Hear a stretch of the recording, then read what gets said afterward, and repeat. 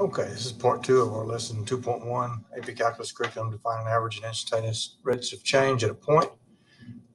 We're looking at determining average and rates of change using difference quotients right now. So in this next one, we're going to just do several difference quotients for average rates of change for several functions, closed intervals given graphically, numerically, and analytically. So we come over here, and the first one we'll look at are the analytic ones, where we're given a function and we're asked to find the average rate of change on a closed interval. So here we're given f of x equals the absolute value of x. We're asked to find the average rate of change of f of x on -4, 10. So the first thing we want to do is find the function values at -4 and 10. Remember, this is given the x values, and we have to find the y values. So we have the points and can find the slope between the 2 points. So we're going to find f of -4, and of course that's 4. And we're going to find f of 10, and that's 10. And then the average rate of change is going to be equal to the y of 2 minus y1 over x2 minus x1. F of 10 minus f of -4, which is 10 minus 4, over 10 minus -4. Oops.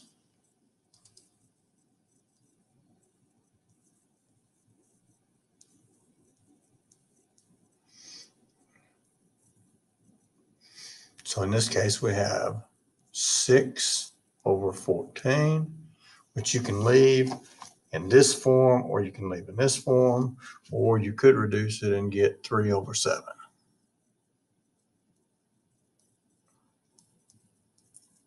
Just recall in the AP Calculus test on the free response questions that if you simplify it, you have it right here, and then you try to simplify and simplify wrong, you'll lose points. On the multiple choice section, it would most likely show up as 3 over 7. Just recall, this is the same as f of 10 minus f of -4 over 10 minus -4. That's how we get that. So the next one we're going to do is g of x equals sine x. We're going to find the average rate of change on the interval from -3 pi to pi over 4. You need to be familiar with the trig values. So here we're going to evaluate g of -3 pi. Remember, the sign of any odd multiple of pi is equal to 0. And we're going to do g of pi over 4. The sign of pi over 4, recall, is the square root of 2 over 2. So now we're going to do g of pi over 4 minus g of -3 pi all over pi over 4 minus -3 pi. So g of pi over 4 is the square root of 2 over 2 minus 0 over pi over 4 plus, now I'm going to change -3 over pi over 4, -3 pi into pi over 4, and understand that if I wanted -3 pi written as a fraction over 4, that would be -12 pi. So this is going to end up being minus negative makes plus 12 pi over 4. So we get the square root of 2 over 2 over 13 pi over 4. That's 13 pi over 4.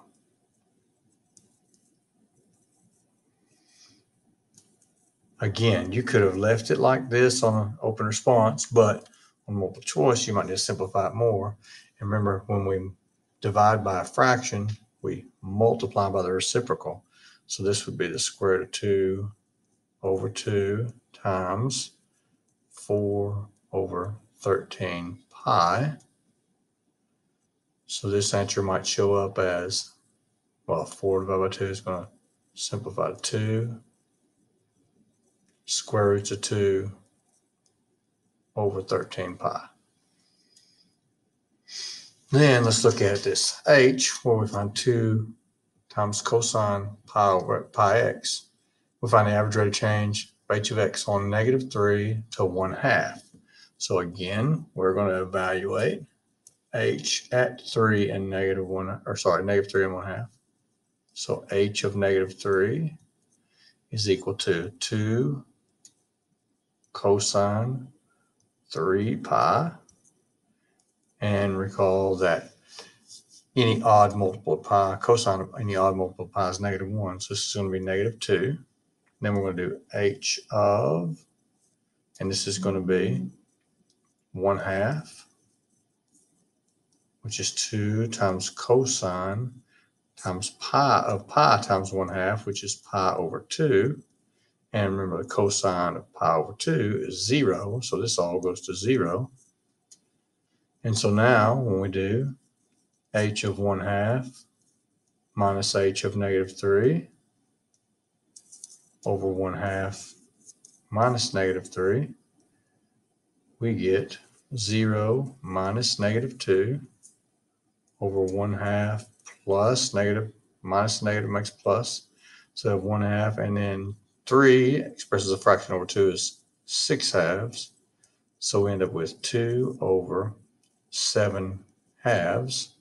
We multiply by the reciprocal, we get 2 times 2/7 or 4 over 7.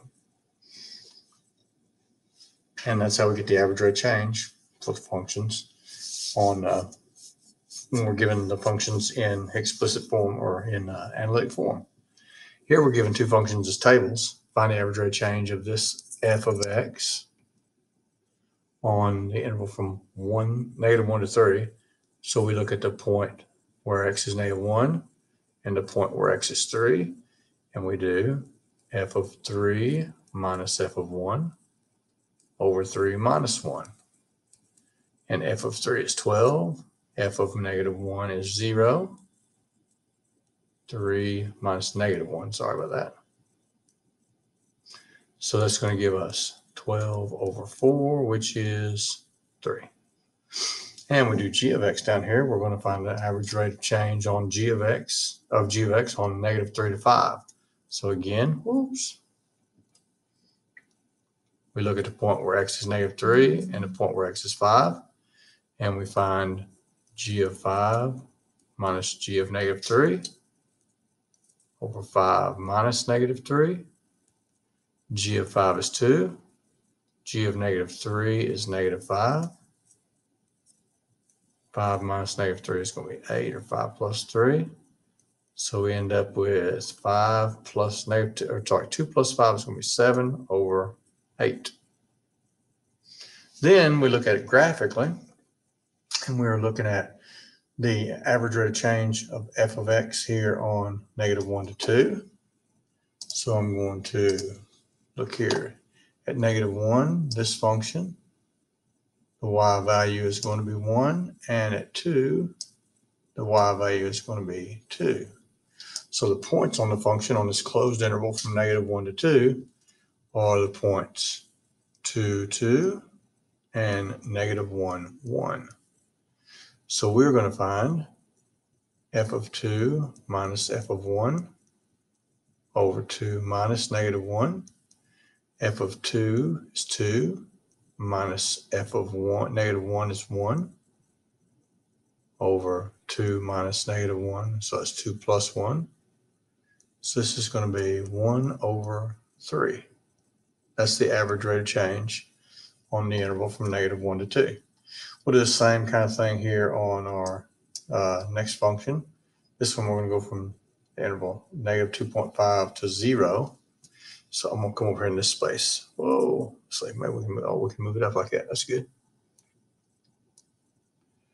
So here I want to figure out what is, well, it looks like we're given the points here. Whoa, that's not where I'm drawing.